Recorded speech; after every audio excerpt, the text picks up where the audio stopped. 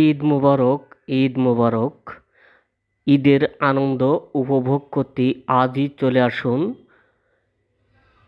চৌগাছা মুক্তারপুর গ্রাম।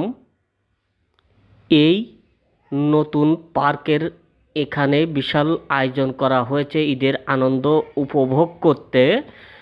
অনেক রকমের আনন্দ দেওয়ার জন্য